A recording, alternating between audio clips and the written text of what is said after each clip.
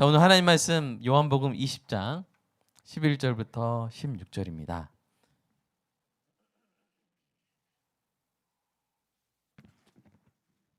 요한복음 20장 11절부터 16절입니다. 저와 여러분이 교독하도록 하겠습니다. 마리아는 무덤 밖에 서서 울고 있더니 울면서 구부려 무덤 안을 들여다보니 흰옷 입은 두 천사가 예수의 시체 뉘었던 곳에 하나는 머리편에 하나는 발편에 앉았더라.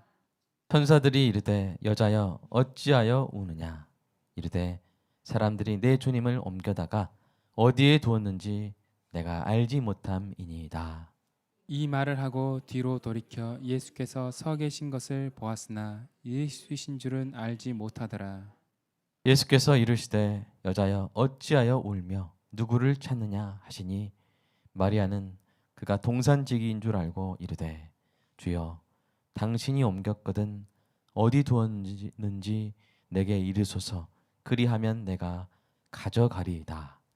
예수께서 마리아야 하시거늘 마리아가 돌이켜 히브리 말로 라보니 하니 이는 선생님이라는 말이라. 아멘. 네, 여러분 충격, 그리움, 혼란, 절망, 이것은 사랑하는 사람이 죽었을 때 느끼는 비탄의 감정들입니다. 하지만 이 중에 어떤 말로도 그들이 느꼈던 감정을 제대로 표현할 수 없었을 것입니다.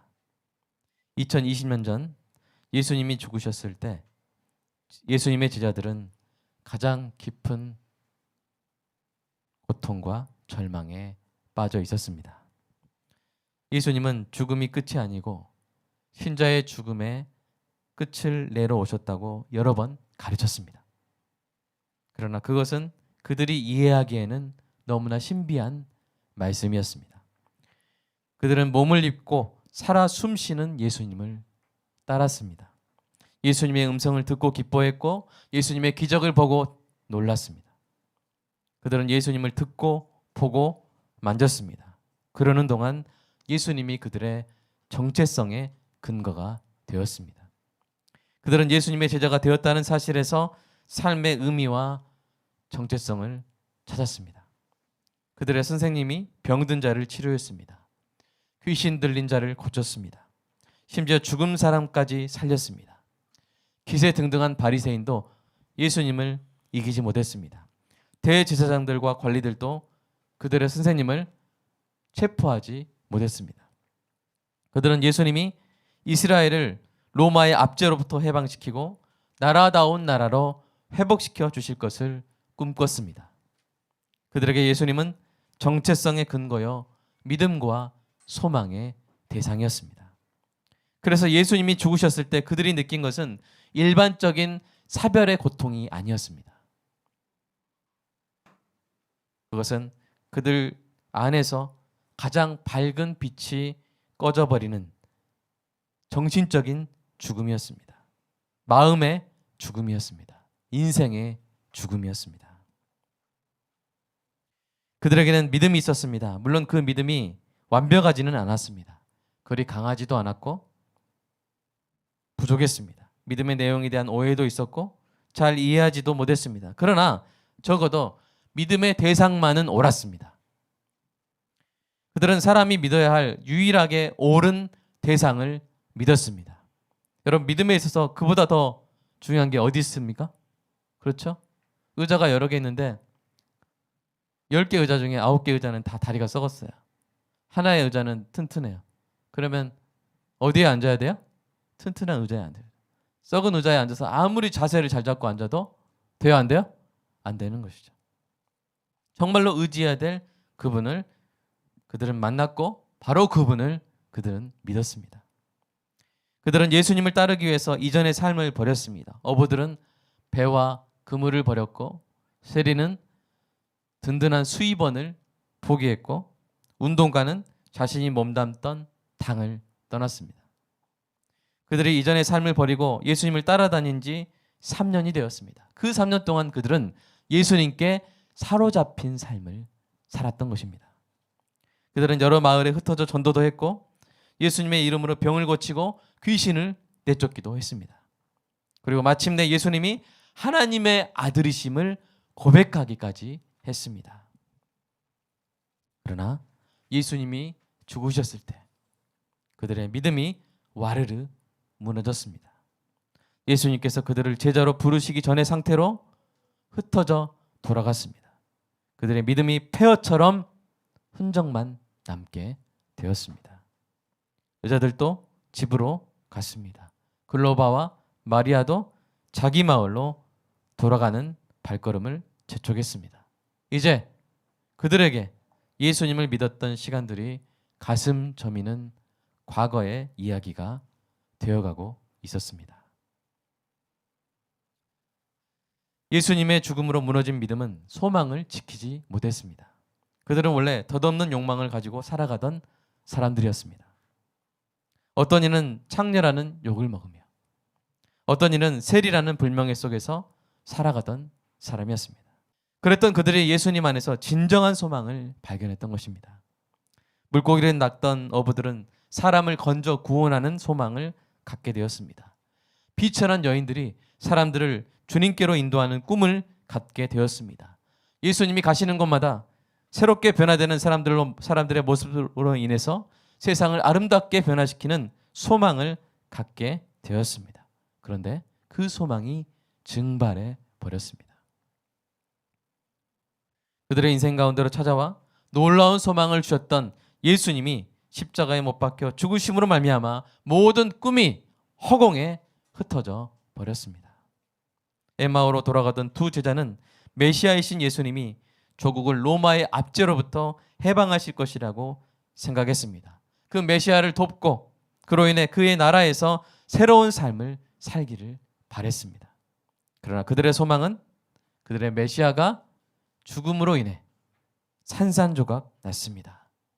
그 소망의 상실로 인해 그들은 바로 그 메시아가 엠마오로 가는 길에서 그들과 함께 동행하고 계심에도 불구하고 알아보지 못했습니다. 그래서 예수님께서 그들에게 무슨 일이냐고 물으셨을 때 그들은 이렇게 대답합니다. 같이 읽어볼까요? 시작.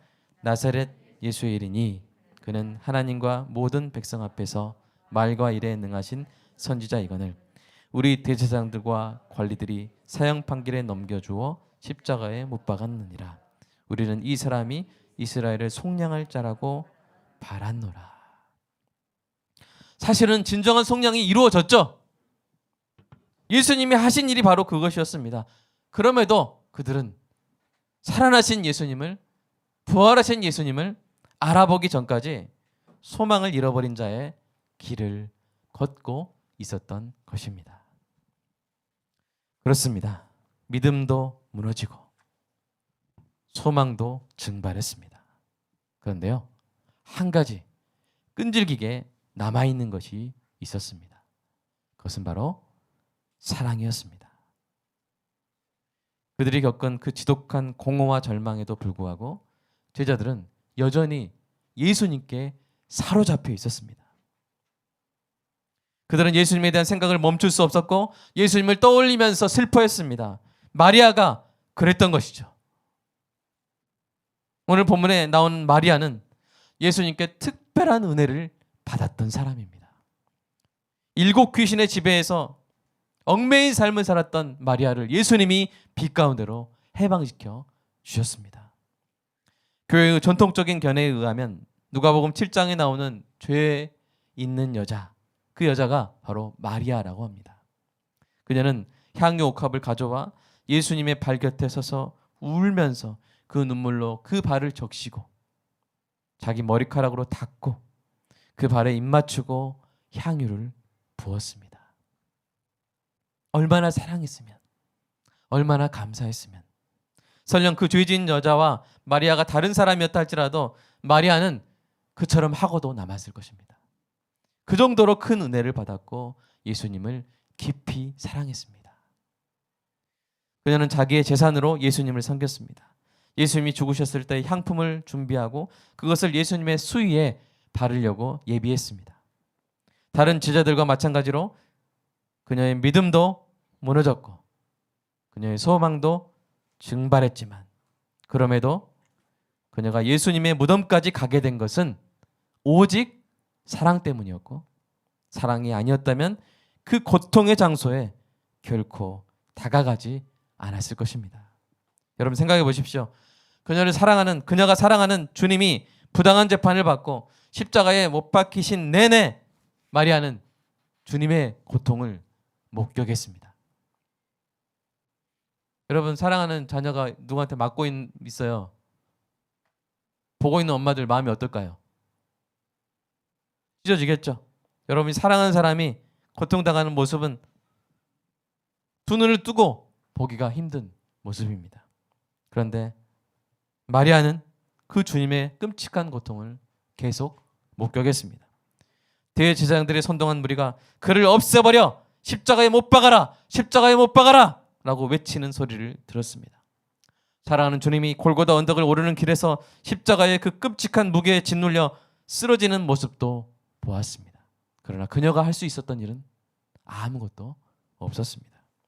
사랑하는 주님이 십자가에 못 박혀 내가 목마르다 나의 하나님 어찌하여 나를 버리셨나이까 라고 부르짖으실 때 그녀는 보고 있을 수밖에 없었습니다. 결국 사랑하는 주님의 죽음을 보게 되었습니다. 어둠에 갇히고 지진을 느꼈습니다. 마리아는 이 모든 것을 가까운 거리에서 목격했습니다. 마음이 가장 둔한 사람이라도요, 사랑하는 분이 그런 일을 당하는 광경을 견뎌내기 힘들었을 것입니다. 그럼에도 마리아는 그곳을 떠나지 못했습니다. 마리아가 그곳을 떠나지 못한 이유가 무엇이었을까요? 호기심 때문이었을까요? 믿음 때문이었을까요? 기적을 바라는 소망 때문이었을까요? 아닙니다. 마리아를 붙잡은 것은 오직 사랑이었습니다. 예수님을 사랑했기에 예수님의 몸이 시신이 된 후에도 떠날 수 없었습니다. 그래서 계속 예수님 곁을 맴도는 겁니다. 예수님의 시신에 발을 향유를 삽니다. 사람들을 따라가서 예수님의 무덤이 어디인지 확인합니다. 안식일이 지난 후에 예수님의 무덤에 다시 찾아갑니다. 동산에 도착했을 때 마리아는 무덤 돌문이 옮겨진 것을 봅니다. 그때부터 당황하기 시작하죠. 주님의 시신이 어디 있지? 주님의 시신이 어디 있지? 그녀는 곧 정신을 잃을 것처럼 그 말을 반복하며 베드로와 요한을 찾아갑니다. 그녀가 베드로와 요한에게 주님의 시신이 없어졌다고 말하자 그들이 무덤을 향해 달려갑니다. 그 뒤를 마리아가 울면서 따라왔던 것입니다. 마리아의 마음은 더 이상 견딜 수 없는 슬픔으로 가득 찼습니다. 그녀는 세상에서 가장 사랑하는 분을 빼앗겼습니다. 그분이 잔인하게 처형되는 것을 보았습니다. 사람들이 그분의 생명을 빼앗고 나서야 그분에게 다가갈 수 있게 되었습니다. 그런데 그분께 다가갈 수 있는 그 마지막 기회마저도 잔인하게 사라져버린 것입니다. 그녀가 울면서 예수님의 무덤에 세 번째 도착했을 때 그녀는 혼자였습니다. 역시 예수님의 시신은 무덤에 없었습니다. 정말로 세상에 홀로 남겨진 느낌이었을 것입니다. 그것은 그녀가 견딜 수 있는 상황이 아니었습니다. 그녀는 또다시 눈물을 흘렸습니다. 아마도 그녀는 예수님이 잡혀가신 그 순간부터 계속 울었을 것입니다. 예수님이 십자가에 못 박히신 순간에도, 예수님의 시신을 무덤에 두고 기다리던 안식일 기간에도 계속 울었을 것입니다. 그녀의 눈은 여전히 눈물로 가득했을 것입니다. 그래서인지 그녀가 무덤 안에서 천사들을 보고도 그들이 천사라는 사실을 알아채지 못해요. 너무 흐릿했겠죠? 그들에게도 똑같은 말을 계속합니다. 주님의 시신이 어디 있나요? 주님의 시신이 어디 있나요? 심지어 이 말을 하고 뒤로 돌이켜 예수님이 서 계신 것을 보고도 알아봐요? 못 알아봐요? 못 알아봐요. 알아채지 못합니다. 어째서 그녀가 예수님을 알아보지 못했느냐고 묻는 것은 어리석죠. 뒤에 엠마오로 가던 제자들도 처음에는 예수님을 알아보지 못하게 되니까요. 분명 예수님의 모습에 변화가 있었을 것입니다. 무덤 곁에서 마리아를 기다리셨던 예수님이 말씀하십니다. 여자여, 어찌하여 울며 누구를 찾느냐. 마리아는 그가 동산지기인 줄 알고 대답합니다. 당신이 옮겼거든 어디 두었는지 말해주세요. 제가 가져갈게요. 마리아가 지금 무슨 말을 하고 있는 것입니까? 그녀는 지금 한 남자의 시신을 가져가겠다고 말하고 있습니다. 예수님의 몸이 가벼웠을지라도 33kg의 침향과 모략의 무게가 더해졌기 때문에 아주 무거워진 시신이었습니다. 그것은 힘센 장정도 홀로 감당하기 힘든 무게임은 누구나 알 수 있었어요. 그럼에도 불구하고 그녀가 혼자 그 시신을 가져가겠다고 말한 것입니다. 왜냐하면 그녀는 여전히 주님을 사랑하고 있었고, 사랑은 불가능한 것을 하겠다고 말하게 만드는 것이기 때문입니다. 이렇게 말하고 그녀는 다시 예수님의 무덤을 향해 돌아섭니다. 바로 그때 울고 있는 그녀의 등 뒤에서 한 음성이 들립니다. 마리아야. 그 음성에 마리아가 돌이킵니다.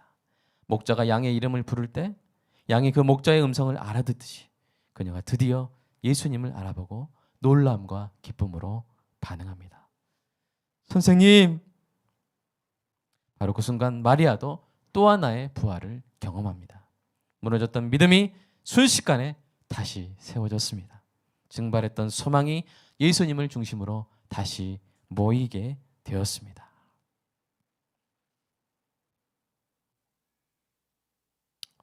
사랑하는 여러분, 예수님을 알게 되면요, 사랑하지 않을 수 없습니다. 예수님을 참으로 사랑하게 되면 그 사랑은 그만둘 수 없게 됩니다. 마리아에게 일어난 일이 우리에게 일어나게 되는 것입니다. 그 사랑은 꺼지지 않는 불씨가 되어서 우리의 가슴에서 언제든지 믿음과 소망의 불을 지피게 되는 것입니다. 설령 믿음과 소망이 함께 고통을 당하는 순간이 우리에게 찾아온다 할지라도 우리는 주님을 떠나지 못하게 될 것입니다.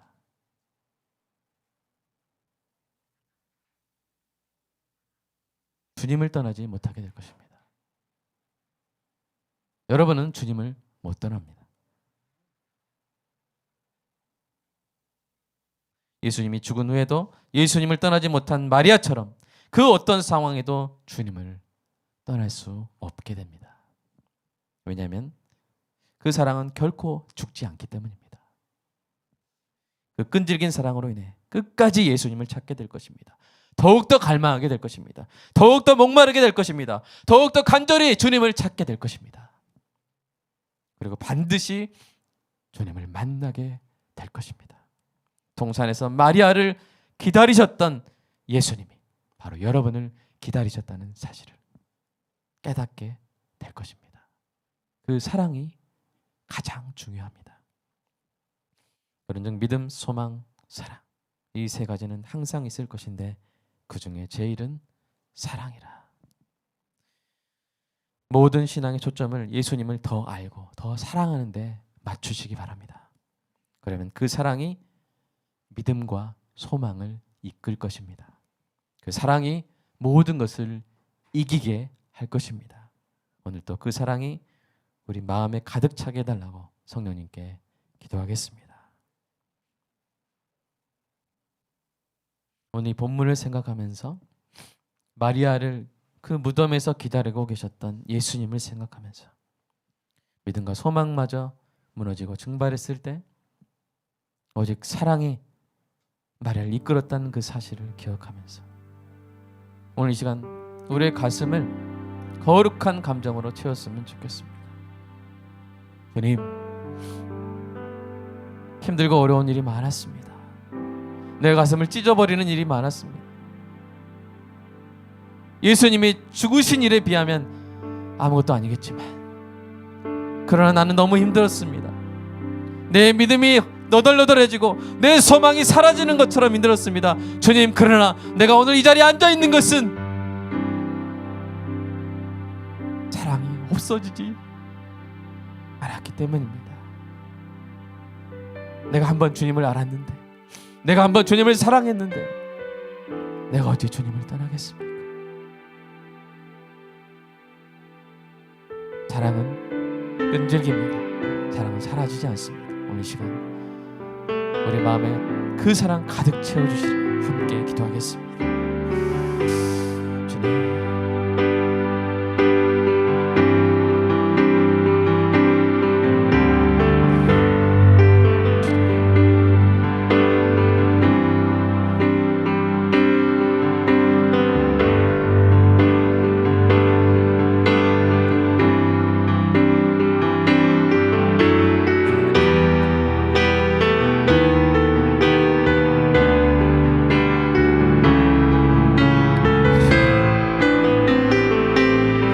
주님, 선생님, 주님, 라보니요, 사랑합니다.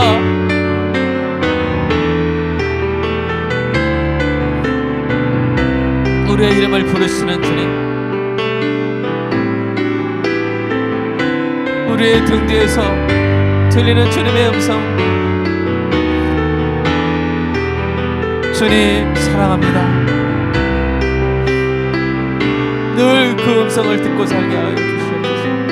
말씀 속에서 예배 가운데 늘 우리를 기다리시는, 늘 우리의 사랑을 다시 불붙이시는, 늘 우리의 부흥 믿음을 부활시키시고 늘 우리의 소망을 다시 깨우시는 주님, 내가 한 번 주님을 알았고 내가 한 번 주님을 사랑하였으니 내가 주님을 떠나지 못합니다.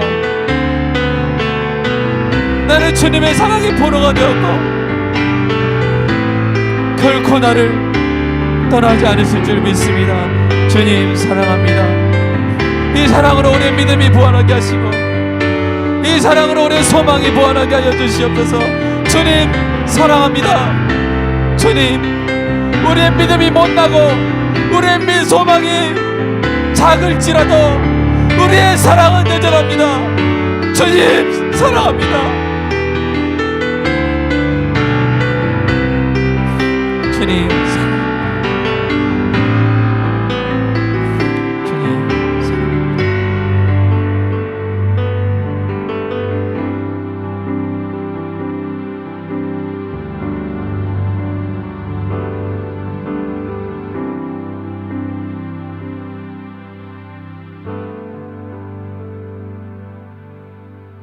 주님 아시지요?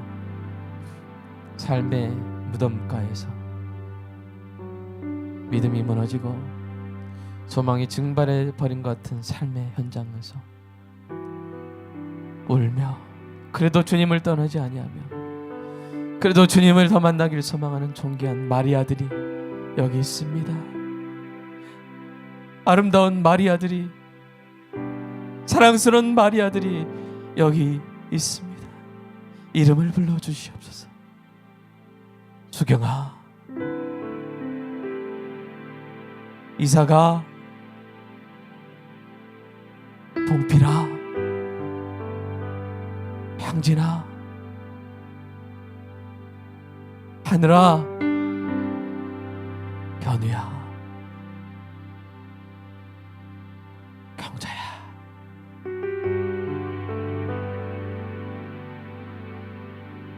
그 음성 한 목소리면 됩니다. 주님, 이 시간 우리의 마음을 만져주시고 늘 우리의 이름을 불러주시옵소서. 성령으로 그 음성 듣게 하시고 감동으로 그 음성으로 주님의 사랑 경험하게 하여 주시옵소서. 감사합니다. 주님, 잘하는 주님께 모든 소득이 주님의 것임을 고백하며 감사헌금, 주일헌금 11조 드렸습니다. 주님 받아주시고 존귀한 이 땅의 마리아들, 이 땅에 사랑하는 제자들의 삶 가운데 필요한 모든 것을 채워주시고 세상에 가서 빛과 소금의 역할을 잘 감당할 수 있는 능력, 재능, 은사 다 허락하여 주시옵소서. 예수님의 이름으로 기도드리옵나이다. 아멘.